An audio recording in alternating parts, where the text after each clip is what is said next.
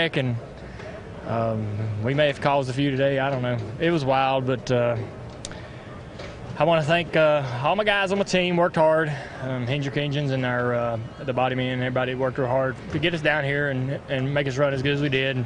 Just shame we couldn't get a good finish for them.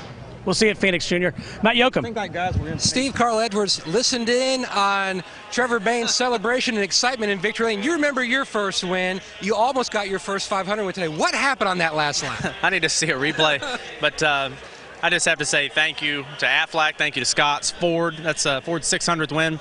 And Trevor Bain, you guys, is a good guy. He is a cool guy. And it's not worth it listening to him how excited he is, but it sure is neat to hear him how excited he is. And the fans are great here. I need to see a replay. I thought that maybe Gilliland and I had enough steam that we could go to the outside of Trevor and get him, but I didn't. Trevor's car was fast, and that's a wild Daytona 500, guys. Great way to start the year for Carl Edwards, second here in Daytona. Dick? David Reagan almost won the Daytona 500. Tell us about the heartbreak. It'll take us a long time to get over this one, Dick.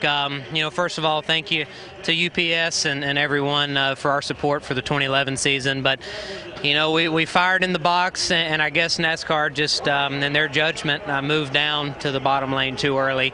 I felt like that I hadn't committed the whole way, as I see it on the replay here. It's pretty clear I'm down there, but my left side tires aren't on the yellow line. So I need to go over and have a talk with Mike Elton or some of the guys if they can explain to me what I did wrong. It'll be a hard lesson to learn, but thanks to Trevor. He was my pushing buddy all day. If it wasn't for him, I wouldn't have been up there, but our UPS team's strong, and looks like the Ford teams are back on top. David Reagan came so close, Mike. That he did, but to see Glenn and Leonard Wood in victory lane where they last stood in 1976, Trevor Bain brings them across to become the 7th driver to score his first Sprint Cup win in the biggest race of the season, the Daytona 500. What a day. All the bump drafting and all the teaming and two-timing and tangoing. And it all comes down to a fellow who didn't have any bad habits to unlearn. I want to show you my bio sheet on Trevor Bain. It's blank. But not after today. I think Jeff Gordon recognized something in this kid on Thursday, and he worked with him. And when Jeff Gordon says, you're good enough to run with me, you're also good enough to win the Daytona 500. The Wood brothers, who doesn't love the Wood brothers, Larry? And they're in victory circle. You won't hear anybody deny, not even Carl Edwards that finished second, the Wood brothers or Trevor Bain winning this race. This just goes to show you there's so many young kids out there that grow up through racing. They just dream of going to Daytona, and now Trevor Bain, it'll be with him the rest of his life. He's a Daytona 500 winner. A wonderful day for he and the Wood brothers. A great finish for David Gilliland. Rookie Stephen Wallace finishes on the lead lap. Wow. And David Pearson, who Trevor Bain met for the first time in our studio last evening on Speed, Darrell. David going into the Hall of Fame. That was the Wood brothers' last Daytona 500 win. You put all that together, what a day. Yeah, you look at that car, and it's flawless. It doesn't have a scratch on it. Kurt, a great way to start this season with the 53rd Daytona 500, and now it's on to Phoenix. But we have found a challenger to Jimmy Johnson for the championship. All right, now we don't want to rush him yet, but it was really the Daytona 520, right? We had a second overtime, a 5th time in the last 7 years that we've gone to a green-white checker. Where did a guy like Trevor Bain come from? Well, we're real close to the magical kingdom.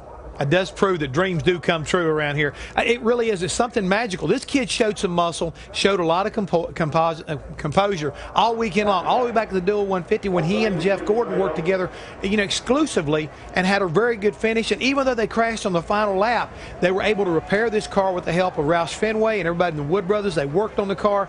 It just goes to show you hard work and patience do pay off. And guts from Trevor Bain. Remember, Dick Berger reported, hey, they were risky on fuel towards the end with the second overtime, but Ford finishes 1, 2, 3 at the 53rd running of the Daytona 500. Let's go back down to the track. Matt Yoakum.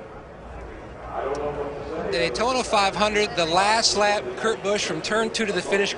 What chess move could you have done differently? I needed to be on the bottom. I was trying to protect the middle. Spotter's like, watch out, here they come.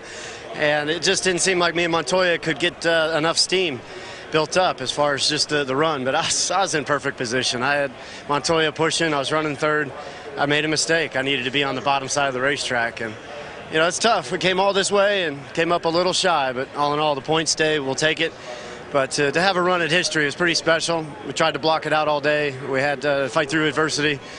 But for Shell and Pennzoil and Dodge, this was a great way to start off. AAA, those guys are great. Coca-Cola, it's great to have them on our program. And everybody that's on board, I'm really looking forward to the rest of the year. It's amazing. The season's going to start now. We're getting Daytona over with. So real happy with this fifth. All in all, just to make a mistake on the last lap, I'm going to be the one that's got the sour feeling in my stomach. What a speed week for Kurt Busch. A first, and a fifth. Well, you had an eventful day.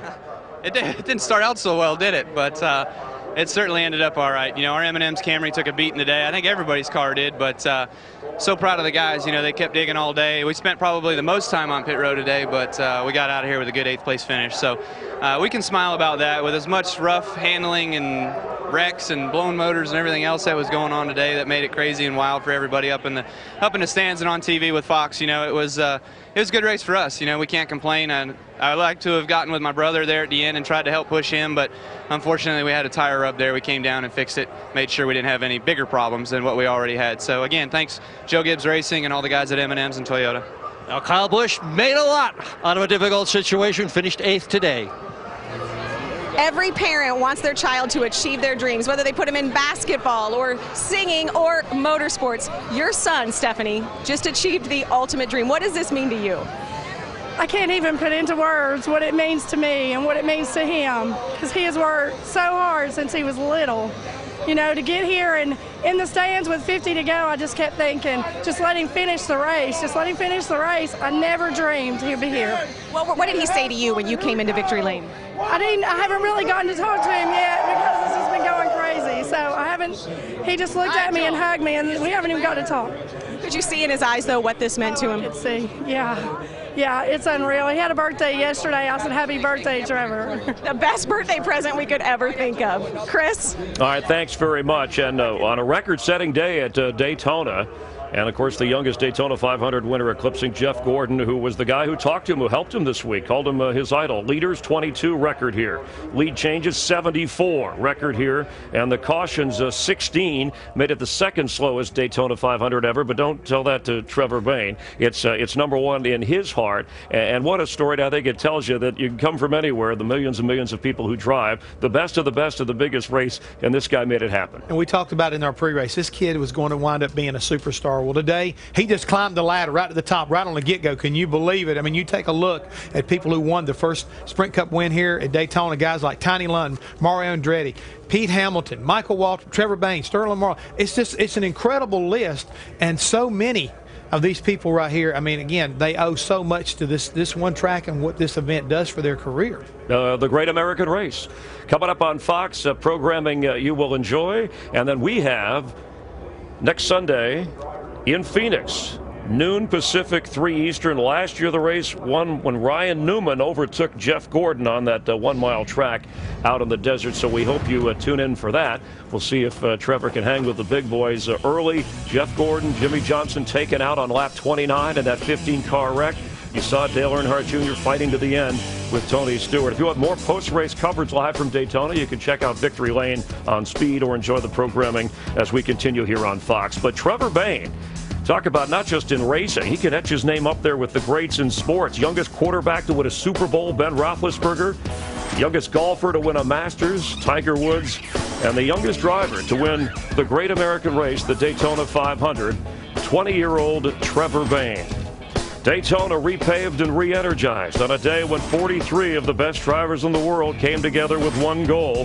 It was that man in a second overtime, Trevor Bayne, surviving to win the Great American Race. For our entire gang, thanks for watching NASCAR on Fox.